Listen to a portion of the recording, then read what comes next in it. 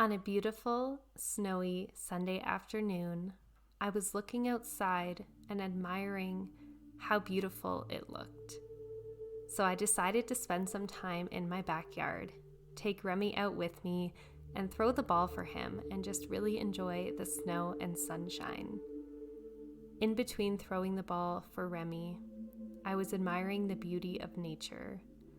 I was admiring the way that the sun was breaking through the branches of the trees, how when the wind blew slightly, little magical speckles of sparkly snow fell from the branches and flew through the air. And when I was admiring nature, I got a little intuitive nudge to go inside and grab my DSLR camera to take some photos of nature and of Remy playing and enjoying the snow. Upon doing this, I was reminded of my passion for photography. I have been pulling out my camera more and more often lately, wanting to capture nature photos.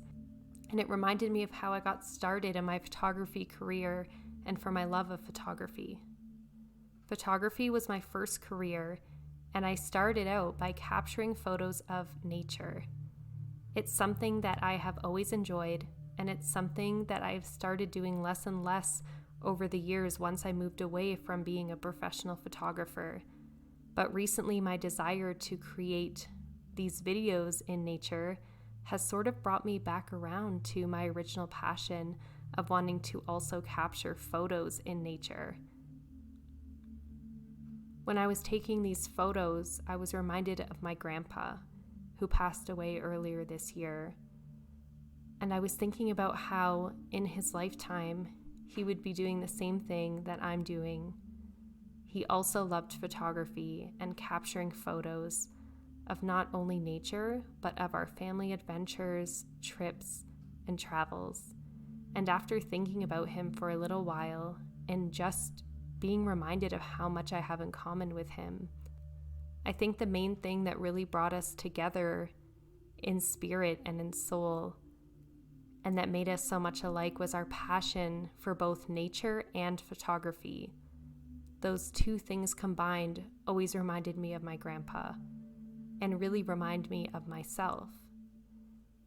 And shortly after reminiscing about how alike we are, I had this download of a message come in that I wanted to share with you. So in the personal development space and the holistic healing space that I've been a part of for the last few years, a big focus of healing is reflecting on your trauma, and specifically your childhood trauma. And my belief around that is that doing childhood trauma reflection and healing is very important.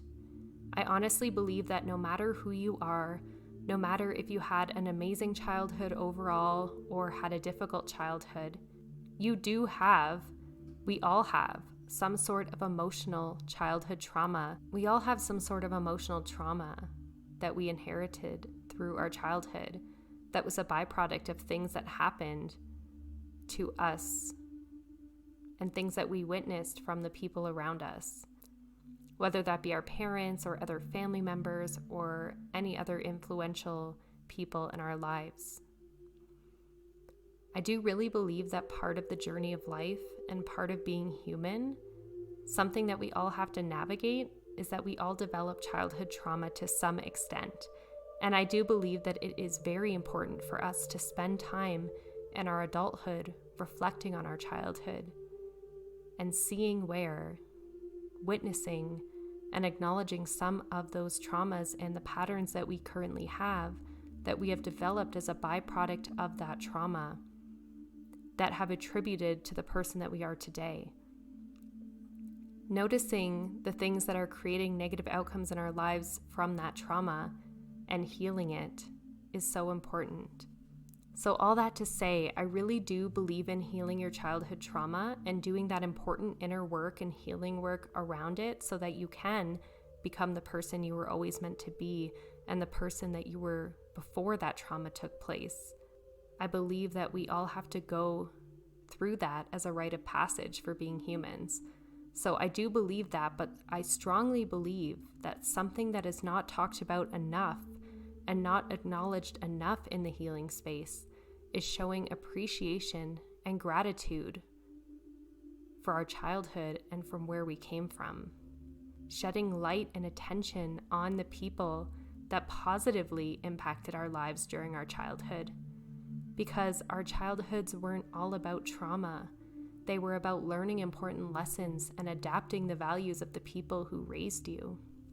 And on that Sunday afternoon, I was reminded of the fact that my grandfather and his beliefs and his passions really helped me develop into the person that I have become and who I am. I developed beautiful traits and passions as a result of witnessing him setting that example for me as a child.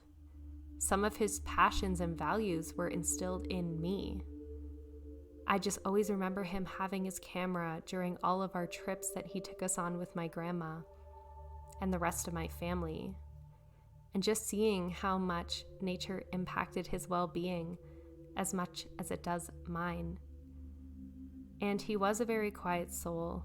He wasn't very expressive when it came to words, but you could just see in his face and in his expressions when he was in places that made him happy, like being outside in nature and tending to his garden.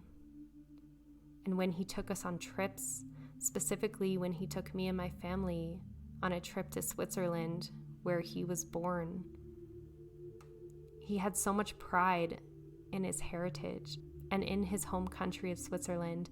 And when he took us on that trip, I could really see the way that his face would light up when he was planning our itinerary and making sure that we visited every important place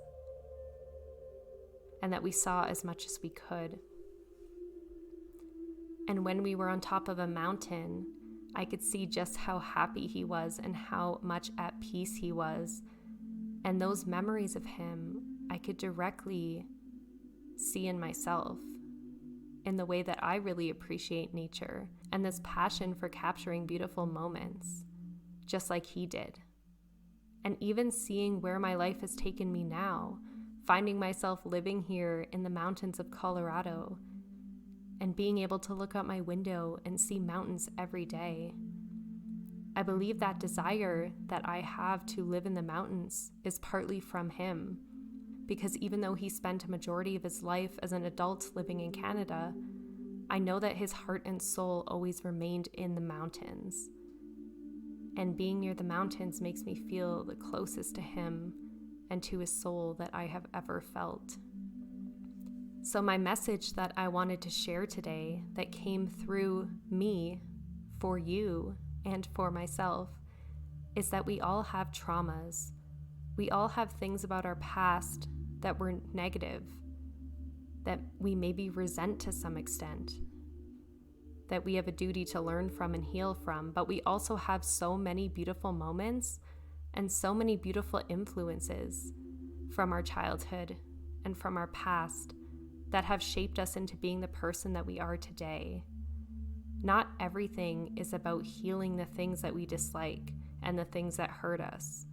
A big part of life is also learning to appreciate and notice and reflect on the things that have made our lives better.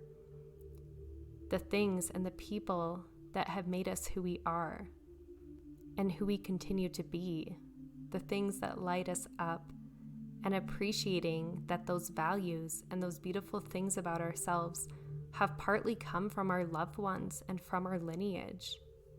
And it's something to be proud of. It's something to look at as beautiful and amazing. It's something that we should deeply learn to appreciate. So whether the loved ones that have greatly affected and shaped the person that you are today are still alive or have passed on, showing appreciation for them and remembering their soul and their spirit and reflecting on how their soul and spirit lives on inside of you is such a beautiful and magical thing.